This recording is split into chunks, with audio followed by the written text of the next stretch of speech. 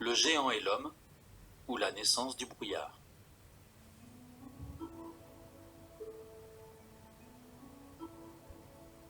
Un homme pêche au bord de la rivière. Soudain, alors qu'il relève la tête, attentif au moindre animal susceptible de passer dans les environs, il voit se dresser à l'horizon la silhouette d'un homme immense.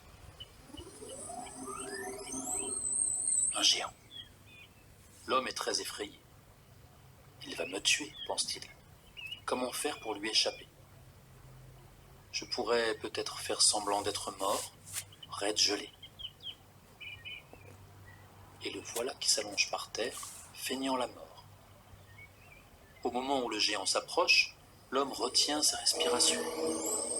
Le géant se penche sur le corps pour entendre si l'homme respire. Pas un souffle. Pour s'assurer que l'homme est bien mort, il l'empoigne et le secoue dans tous les sens. Il ne bouge pas du tout, il est bien mort, pense le géant. Il attache son fardeau avec une lanière de cuir et le jette sur son dos. L'homme contracte tous ses muscles pour avoir l'air gelé. Il fait de grands efforts pour rester bien raide et retenir sa respiration le plus longtemps possible. Ainsi, il a vraiment l'air d'être mort de froid. Au bout d'un moment, le géant, son fardeau sur le dos, traverse une région plantée de nombreux petits saules rabougris.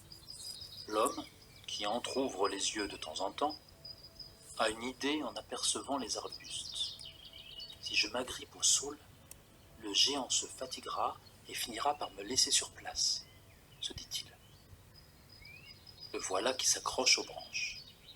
À chaque fois que le géant, sentant sa marche ralentie, tire, l'homme lâche la branche et le géant trébuche.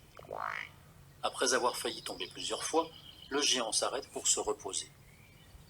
Il se demande pourquoi il a tant de difficultés à progresser, lui qui d'habitude fait de grandes enjambées.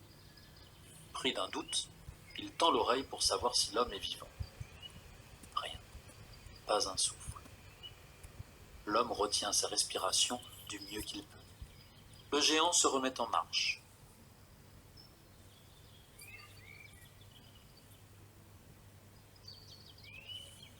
L'homme, à nouveau, s'agrippe de toutes ses forces au saule et les lâche à chaque fois que le géant tire. Le géant trébuche encore et finit par s'épuiser. Harassé par des heures de marche difficiles, le géant arrive enfin à sa grande demeure.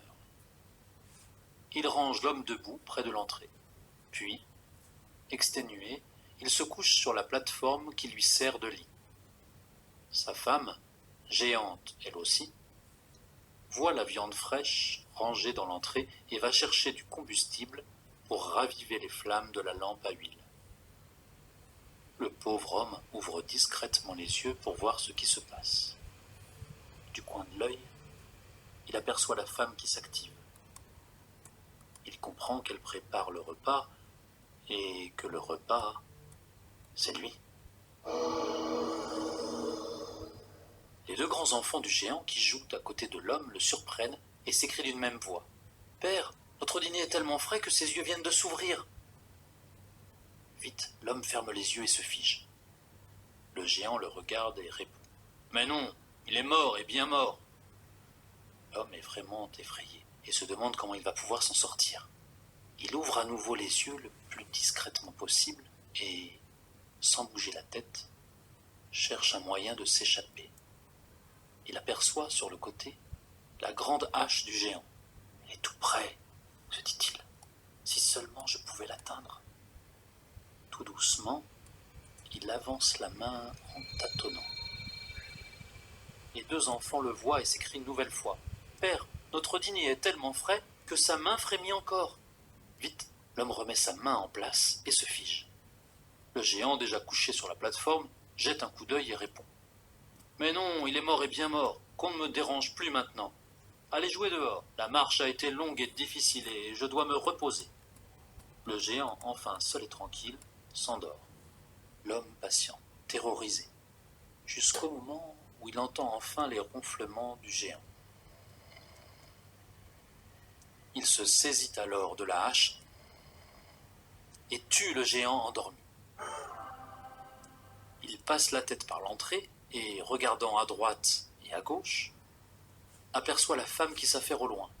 Ni une ni deux, le voilà qui se met à courir le plus vite possible. Les enfants du géant voient la scène et interpellent leur mère en criant « Mère, notre dîner est si frais que ses jambes continuent à courir !» La géante se retourne et voit le repas s'enfuir. Elle arrête aussitôt sa tâche et part à sa poursuite en hurlant. Grâce à ses grandes jambes, elle gagne rapidement du terrain. L'homme la sent sur ses talons, mais ne peut accélérer.